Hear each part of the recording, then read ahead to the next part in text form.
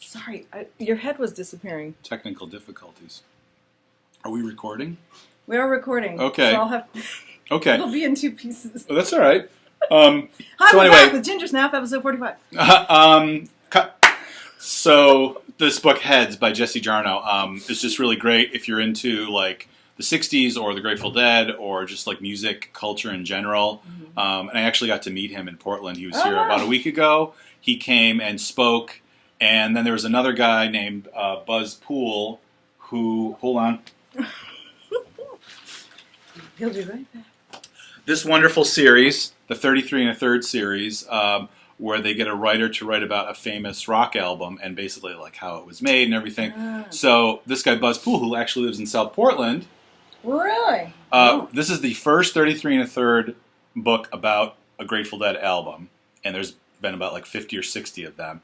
And it's all about Working Man's Dead. And this book was great too. So kind of been on like a 60s kick lately.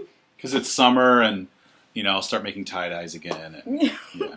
Okay, scoot over again. You're Sorry. going off. Okay, here we go. This is my first Gingersnap that's going to be in 2 parts. Because I'm talking so much. Well, that, no, it's because you went off the top, so I was trying to adjust it. And that. Okay, sure. but I'm not going to touch it anymore. Okay, so that ties well into my next question. Is there an album or a song or a couple albums? I know what you're going to... What? I can guess. No, go ahead. No. That have been like a touchstone for you as a person of music. You know, I probably...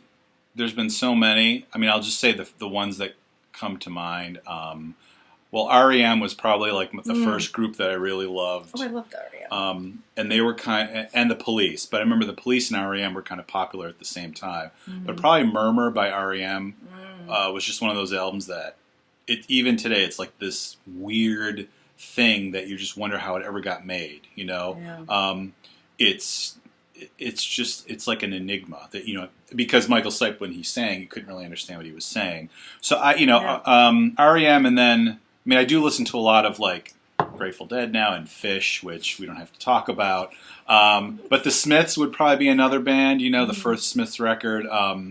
The Queen is Dead, basically anything the Smiths have ever recorded. You know, those are the 2 that came to mind because I was like a child of the 80s. So, you know, Lloyd Cole and the Commotions, B-52s, stuff like that, that, you know, that's the music that I grew up with and that I still listen to today.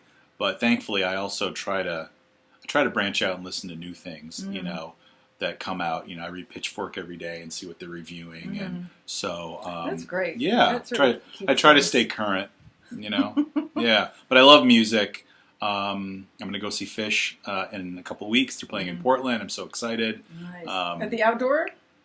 No, they're playing at the Civic Center. Oh, it's like I think it's the only indoor venue on their summer. They start their summer tour in about a week, and it's also the smallest venue that they're playing. Really? Because I saw them last summer at Magnaball, which is like hundreds of thousands of people at Watkins Glen. Yeah, I know. We don't have to, like I said, we don't have to talk about Fish because I could go on and on. That's all right. Yeah. Okay, so if a movie was made about your life, what genre would it be? And who do you think they'd cast as you, and who would you like them to have cast as you? It's funny. And I have someone if you don't. Okay, well, as far as who would play me, you know, I remember one time I had this job as a landscaper, and one of the guys that worked there always thought that I looked like Tom Hanks. Because he's just kind of like this everyman guy. And I remember we'd be like working in the fields and he would drive in and he'd be like, Tom Hanks! And he would like wave to me. Probably I'd rather have somebody like Robert De Niro play me because he's kind of cooler.